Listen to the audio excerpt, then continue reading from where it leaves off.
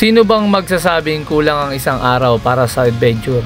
Ngayong araw nga ho, susubukan naming bisitahin hindi lang isa kundi dalawang lugar sa lugar ng Zambales na kung saan masarap mag-swimming ngayong tag-init at dinarayo na San Felipe, Zambales, at kung saan naman masarap mag-camping ang Lake Mapanepue sa San Marcelino, Zambales.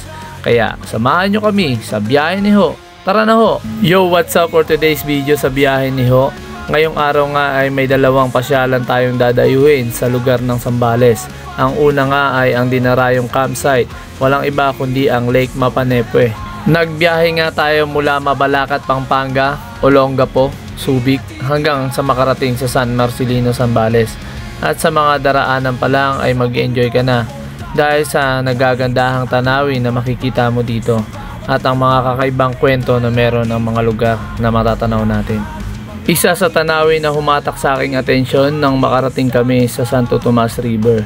First time kong marating ang lugar na ito dahil makikita mo yung bakas na ginawa ng pagputok ng Mount Pinatubo. Siguro mga 3 years old ako nang mangyari yon. At dito ay hindi ko matiis na hindi bumaba. Yun, so nandito tayo ngayon sa may yung dinaanan ng lahar. Ano, kita niyo parang Dubai yun. Pagputok ng Vulcan Pinatubo, yan yung nangyari. Wala tayo ng konting dito, konting shoot. So ayan, tingnan nyo. Grabe. Ganyan siya. So medyo malikabok dito. So ayun, tuloy na tayo sa ating pupuntahan. At dito nga ay may kailangan tayong bayaran para makatuloy tayo sa ating destinasyon. Yo, so nandito tayo sa bukana ng Lake Mapanepue.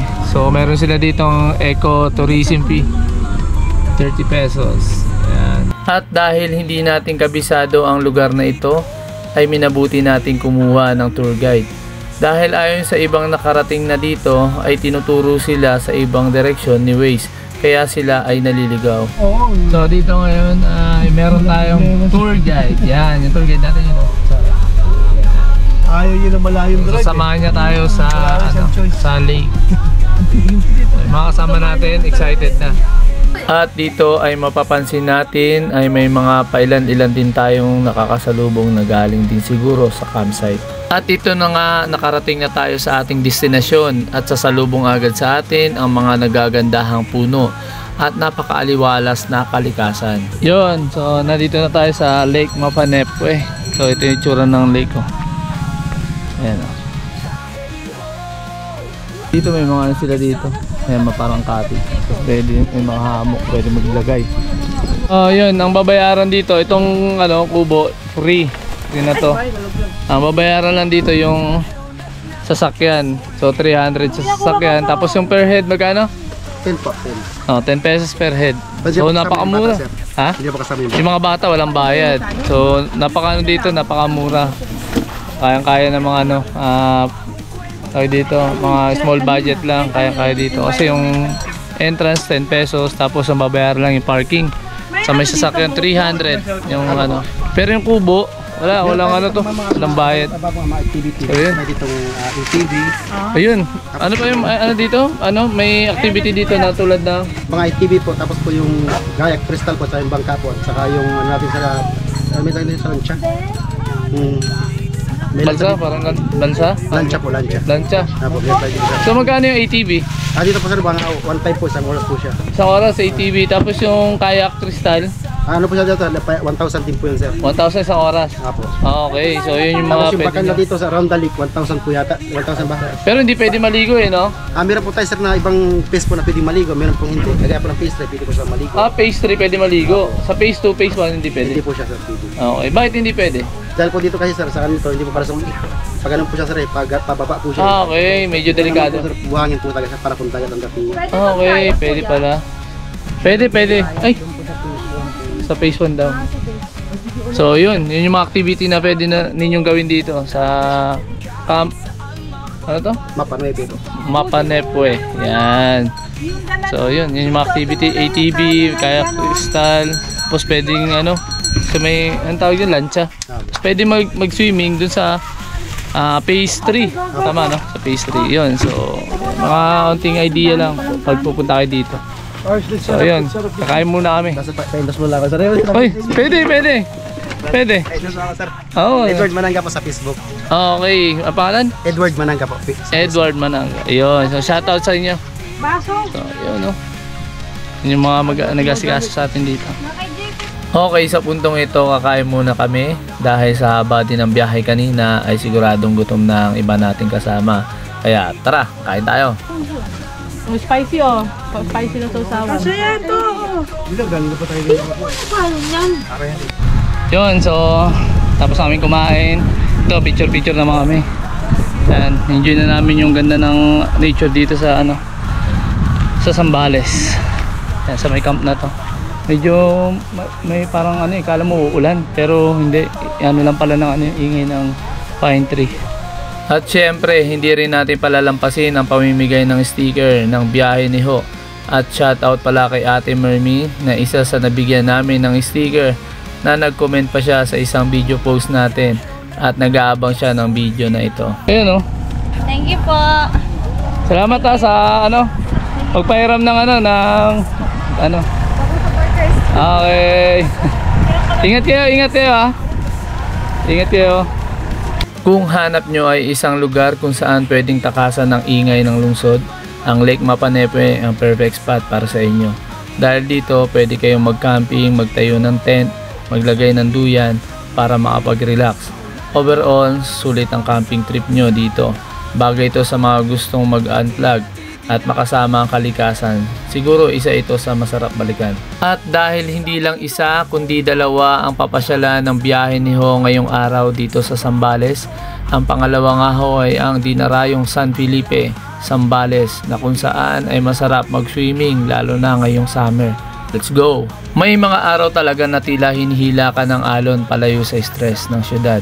Kaya naisipan naming mag-side trip din dito sa San Felipe at para makita din ang ganda ng dagat nila dito. At abangan din ang magandang paglubog ng araw at syempre makapag-relax. So abangan natin ang sunset. Ganda rito. Panalo. Ayan o. Dami din tao yan o. Kung titingnan nyo, dami yan. So sa kabila, dun yung kanina pinunta namin, Dindiwa, yan.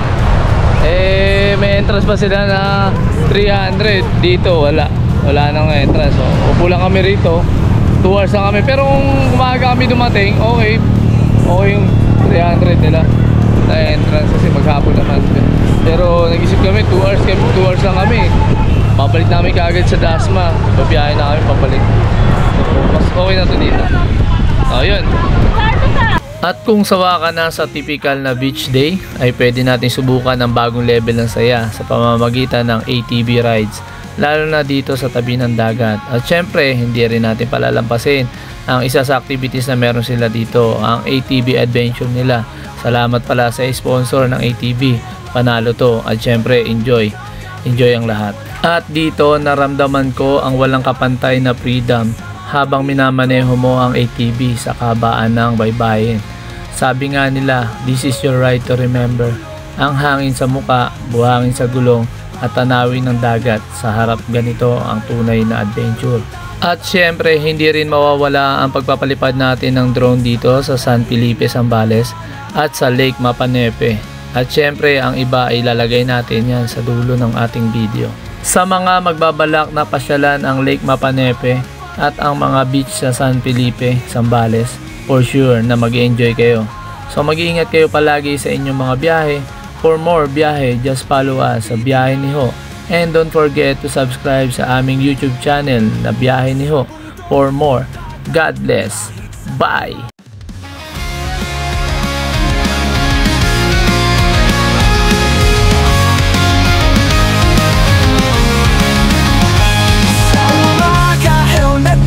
Gasolina, handa na ang motor, tara't bumiyahe na. Kasama ang tropa, damang-dama ang saya. Sa bawat kalsada, may bagong kwentong dala. Biyahe ni Ho, saan man mapunta, kasama ang pamilya sa bawat pagliko. Sa init at lamig, sa ulan at araw, sama-sama sa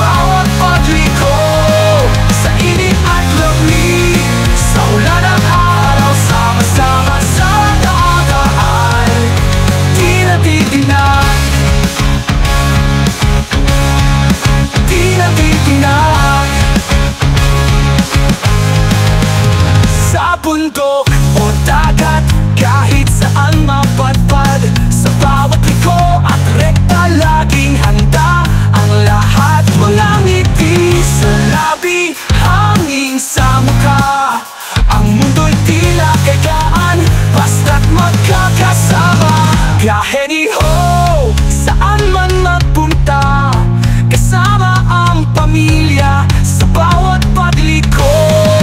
Sa init at lamig, sa ulan at araw, sama-sama sa daan di natitinag.